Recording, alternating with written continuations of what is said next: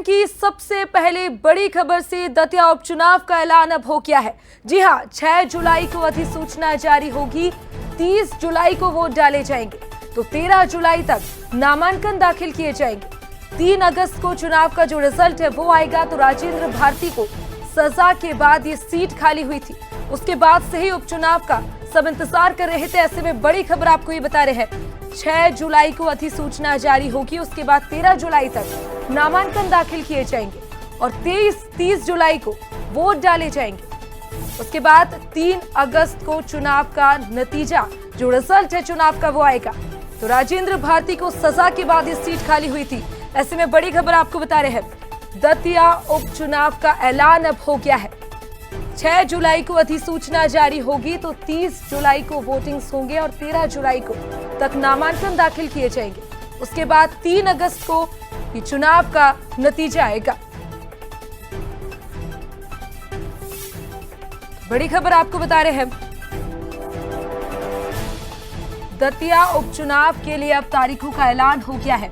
6 जुलाई को अधिसूचना जारी होगी। एक बार फिर से आपको बता देते हैं, 13 जुलाई लास्ट डेट होगी नामांकन फॉर्म भरने के लिए। उसके बाद 30 जुलाई को वोटिंग्स होगी और 3 अगस्त को चुनाव परिणाम आएगा।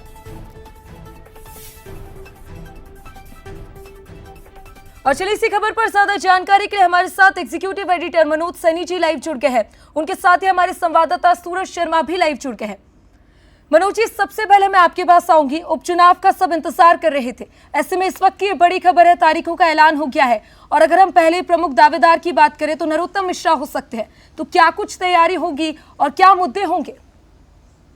देखिए, चुनाव बड़ा दिलचस्प रहने वाला है। 2023 के जब चुनाव हुए तो उस दौरान नरोत्तम मिश्रा, डॉक्टर नरोत्तम मिश्रा, जो वर्तमान उस दौर में गृह मंत्री रहा करते थे, हार का सामना करना पड़ा था और राजेंद्र भारती चुनाव जीत गए। बाद में उनको अयोग्य घोषित कर दिया गया। एक मसला था पुराना, उसमें कहीं ना कहीं उनकी कुर्सी चली गई, उनकी विधायकी चली गई।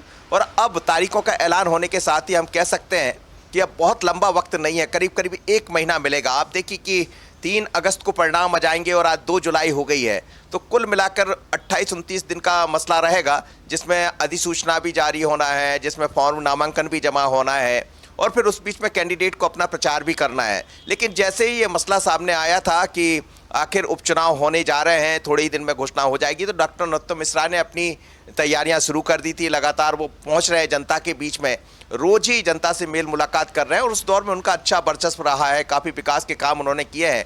तो निश्चित रूप से प्रत्याशी भी वही होंगे और उन्होंने अपनी तैयारियां भी शुरू की। उसका मकसद भी यही है कि कहीं उनको हरी झंडी मिली होगी। लेकिन कांग्रेस से कौन होगा ये दिलचस्प है, क्योंकि राजेंद्र भारती तो गवा चुके हैं। राजेंद्र भारती चुनाव में खड़े हो नहीं सकते अभी जो स्थितियां हैं उस हिसाब से।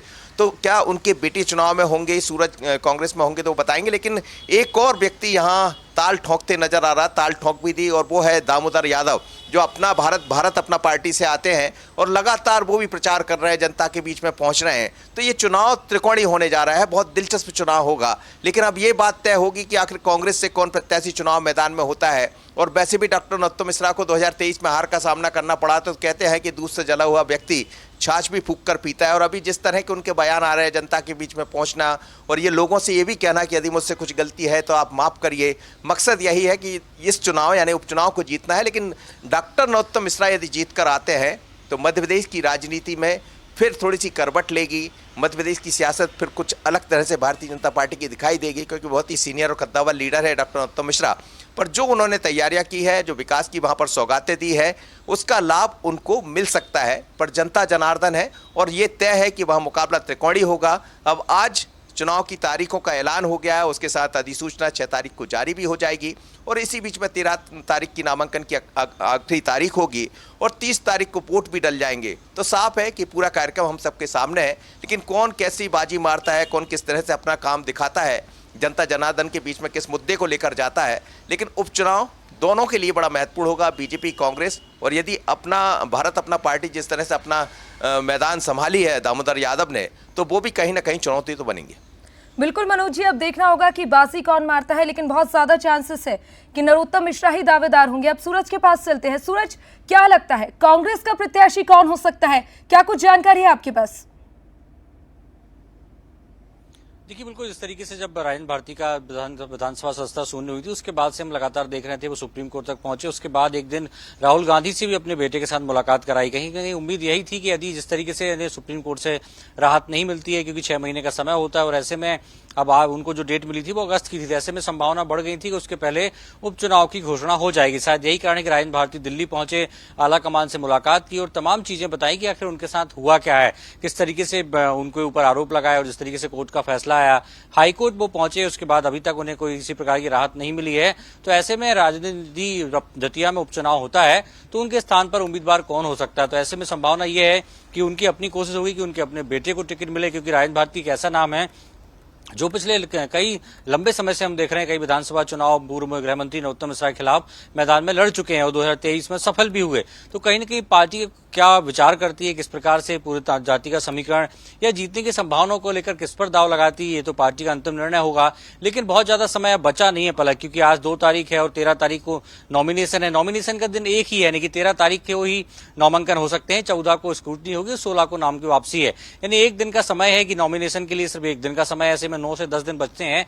जब नामांकन की प्रक्रिया पूरी होगी तो कांग्रेस की अपनी स्तर पर भी तैयारी होगी। हालांकि राजन भारती से भी बातचीत नहीं हो पा रही है, लेकिन संभावना यही है कि वो यही चाहेंगे कि उनके बेटे को टिकट दिया जाए। लेकिन पार्टी किस पर दाव लगाती है ये भी बड़ा दिलचस्प होगा।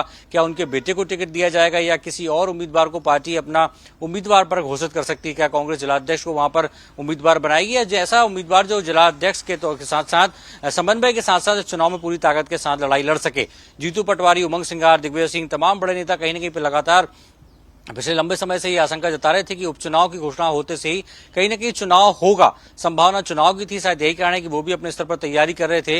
लेकिन अप्रत्याशित जिस तरीके से कहा जा रहा था कि जुलाई फर्स्ट वीक में कहीं न कहीं उपचुनाव की घोषणा होगी, तो मध्य प्रदेश, बिहार सहित अन्य राज्य जो 3 राज्य हैं वहां पर उपचुनाव की घोषणा भी हुई है। अब देखना होगा पार्टी अपनी किस तरीके से तैयारी करती है और उम्मीदवार कौन होगा। लेकिन ये बड़ी दिलचस्प बात यही है कि दतिया का उपचुनाव बहुत दिलचस्प होने वाला है और अगले 10 दिन मध्य प्रदेश के जो राजनीतिक घटनाक्रम है उस पर भी नजर बारीकी से रखना होगा, क्योंकि उम्मीदवार कौन होगा, कौन कौन चुनाव लड़ सकते हैं, इस पर सबकी नजर बनी है। बिल्कुल सूरज, साफ तौर पर अब ज्यादा समय तो नहीं बचा है और दिलचस्पी चुनाव होने वाले हैं और देखना होगा कि चुनाव में कौन बाजी मारता है। फिलहाल आप दोनों का ही हमारे साथ जुड़ने के लिए शुक्रिया।